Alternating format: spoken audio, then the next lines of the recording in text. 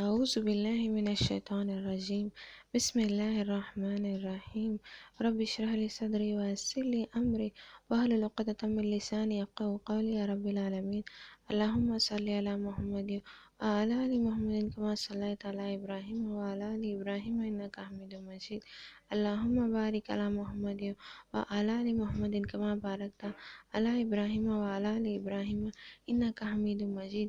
سب کو السلام علیکم ورحمۃ اللہ وبرکاتہ۔ الحمدللہ دیکھتے دیکھتے کتنے جلدی یہ دن گزر رہا ہے، رمضان کتنا جلدی جا رہا ہے نا۔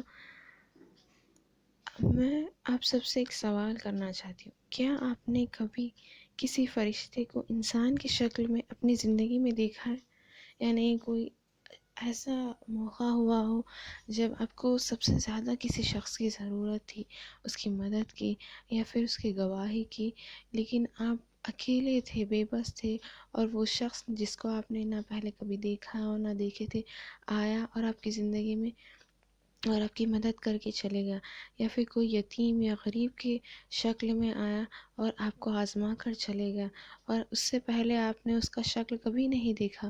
اللہ عالم کون ہو سکتا ہے وہ، ہمیں نہیں پتہ، مطلب کون سی شکل میں فرشتے کو اللہ سبحانہ تعالیٰ نے بھیجا ہے کہہ کر، یعنی ہم پتہ نہیں ہماری زندگی میں آئے بھی ہوں گے فرشتے انسان کی شکل میں۔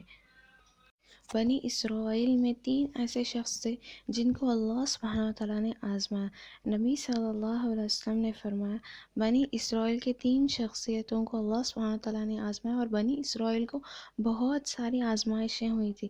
تو پہلا وہ شخص ہے جس کو لیپریسی یعنی کہ جسم کی بیماری تھی، تو اس کے پاس فرشتے انسان کی شکل میں جاتے ہیں اور اس کو پوچھتے ہیں، تو وہ کہتا ہے کہ مجھے اچھا جسم چاہیے، یعنی کہ اچھا چمڑا چاہیے۔ تو وہ اللہ سبحانہ تعالیٰ سے دعا کرتے ہیں، اور اللہ سبحانہ تعالیٰ یعنی کہ وہ فرشتے دعا کرتے ہیں، اللہ سبحانہ تعالیٰ اس کو خوبصورت چمڑی دے دیتے ہیں، خوبصورت جسم دے دیتے ہیں۔ اور پھر وہ فرشتہ اس شخص سے پوچھتا ہے تمہیں کون سا مطلب کس طرح کا مال چاہیے؟ تو وہ شخص کہتا ہے مجھے اونٹ بہت پسند ہے۔ تو فرشتہ اللہ سے دعا کرتا ہے، تو اللہ سبحانہ تعالیٰ اس کو ایک حاملہ اونٹ دیتے ہیں، جس سے کہ اور بھی زیادہ اونٹ نکلیں گے، جس سے کہ اور بھی زیادہ اونٹ آئیں گے۔ تو اس طرح اس کو اس کے اونٹوں میں برکت ہوگی کہہ کر اللہ سبحانہ تعالیٰ اس کو اونٹ ہی نہیں دی بلکہ حاملہ اونٹ کو دیے، تاکہ اس سے اور بھی زیادہ اونٹ نکلے کہہ کر۔ پھر اللہ سبحانہ تعالیٰ اس طرح اس شخص کو آزماتے ہیں فرشتے کے ذریعے، اور فرشتے وہاں سے چلے جاتے ہیں اس کے لیے دعا کر کے۔ اور یاد رکھے کہ وہ فرشتے نہیں دے رہے تھے، فرشتے دعا کر رہے تھے اللہ سبحانہ تعالیٰ سے، تو اللہ سبحانہ تعالیٰ عطا کر رہے تھے۔ تو اس طرح اس شخص کے پاس سے چلے جاتے ہیں فرشتے، اور پھر دوسرے شخص کے پاس آتے ہیں جس کو بال کم ہوتے ہیں، یعنی کہ تالو چٹ کہتے ہیں نا، ویسا ہوتا ہے وہ شخص جس کو سامنے کے بال نہیں ہوتے۔ تو اس شخص کے پاس فرشتے جاتے ہیں انسان کی شکل میں، اور وہ شخص کو پوچھتے ہیں کہ تمہیں کیا چاہیے؟ تو وہ کہتا ہے کہ مجھے بال چاہیے، جس سے خوبصورتی ہوتی ہے، مجھے بال چاہیے۔ تو فرشتے اللہ سبحانہ تعالیٰ سے دعا کرتے ہیں، تو اس شخص کو بال آ جاتے ہیں، وہ خوبصورت ہو جاتا ہے۔ اس کے بعد فرشتے پوچھتے ہیں تمہیں کس طرح کا مال چاہیے، کس طرح کا مال پسند ہے؟ تو وہ کہتے ہیں مجھے گائے بہت پسند ہے۔ تو فرشتے اللہ سبحانہ تعالیٰ سے دعا کرتے ہیں، تو اللہ سبحانہ تعالیٰ اس کو حاملہ گائے دیتے ہیں تاکہ اس سے اور بھی گائے نکلے۔ تو اس طرح فرشتے ان کے لیے دعا کرتے، اللہ سبحانہ تعالیٰ عطا کرتے، اور فرشتے وہاں سے چلے جاتے۔ پھر تیسرے وہ شخص ہوتے ہیں اندھے، جن کے پاس جاتے ہیں فرشتے انسان کی شکل میں۔ تو اس اندھے جو شخص ہے ان کو پوچھتے ہیں تمہیں کیا چاہیے؟ تو وہ کہتا ہے کہ مجھے آنکھ نہیں، مجھے نظر نہیں دکھائی دیتی، میں نابینا ہوں، تو مجھے اللہ سبحانہ تعالیٰ آنکھوں کی روشنی عطا کر دے۔ تو وہ فرشتے اللہ سبحانہ تعالیٰ سے دعا کرتے ہیں، تو اس شخص کو آنکھوں کی روشنی عطا کرتے ہیں اللہ سبحانہ تعالیٰ۔ تو فرشتے پوچھتے ہیں تمہیں کس طرح کا مال پسند ہے؟ تو وہ کہتے ہیں کہ مجھے بکریاں بہت پسند ہیں۔ تو اللہ سبحانہ تعالیٰ اس کو حاملہ بکری عطا کرتے ہیں تاکہ اس سے اور زیادہ بکری نکلے۔ تو ایسے ہی اس 3 شخصیتوں کو اللہ سبحانہ تعالیٰ آزماتے ہیں۔ کچھ بہت دنوں کے بعد اللہ سبحانہ تعالیٰ ان لوگوں کے پاس فرشتوں کو بھیج کر پھر سے اللہ سبحانہ تعالیٰ جو پہلا شخص تھا جس کو جسم کی بیماری تھی، اس کے پاس فرشتے کو بھیجتے ہیں اسی کی شکل میں، مطلب جس حال میں وہ پہلے تھا، جیسے اب جس کو لیپرس یعنی کہ جسم کی بیماری تھی نا، وہ فرشتے اس کے پاس بالکل وہ جسم کی بیماری اور غریب بن کر جاتے ہیں. تو اس کے جب جاتے ہیں وہ جسم کی بیماری والے کے پاس، تو وہ صاف انکار، وہ فرشتے مانگتے ہیں اس سے کہ میں بہت بوڑھا ہوں، بہت ضعیف ہوں، اور مجھے جسم کی بیماری ہے، تو تم مجھے اللہ سبحانہ تعالیٰ نے جو تمہیں عطا کیا ہے اس میں سے میری مدد کرو.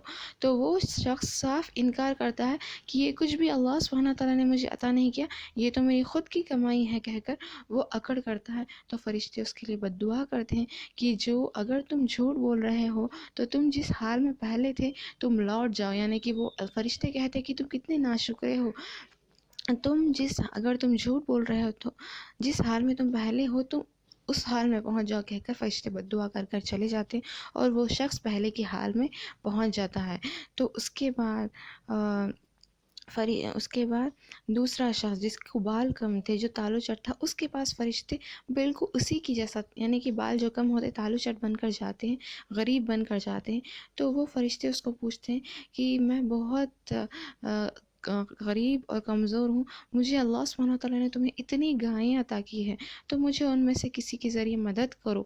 تو وہ کہتا ہے کہ مجھے یہ سب اللہ نے نہیں دیا، یہ تو میری خود کی کمائی ہے کہہ کر وہ بھی ایسے فخر کرتا ہے.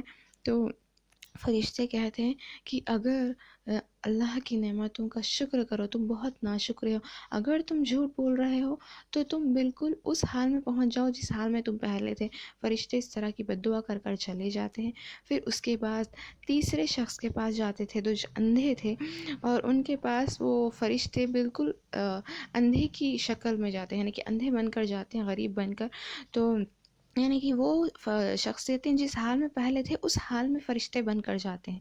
تو جب جاتے ہیں تو اندھے کو کہتے ہیں کہ دیکھو، فرشتے جا کر کہتے ہیں دیکھو میں بہت بزرگ اور ضعیف اندھا ہوں، تو میری تم مدد کر دو، میں یہاں یہ راستے میں بھٹک چکا ہوں.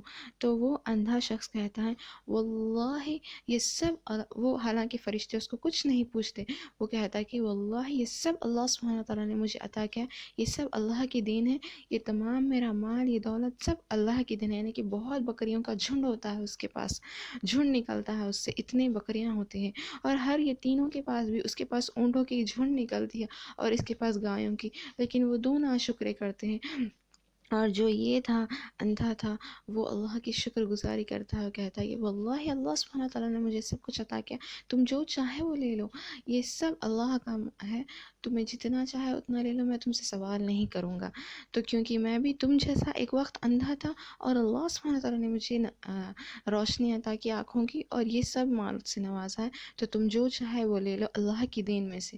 تو وہ فرشتہ کہتا ہے، فرشتہ خوش ہوتا ہے اس اندھے شخص سے اور کہتا ہے میں تو اللہ سبحانہ تعالیٰ کی طرف سے تمہارے لیے آزمائش تھا.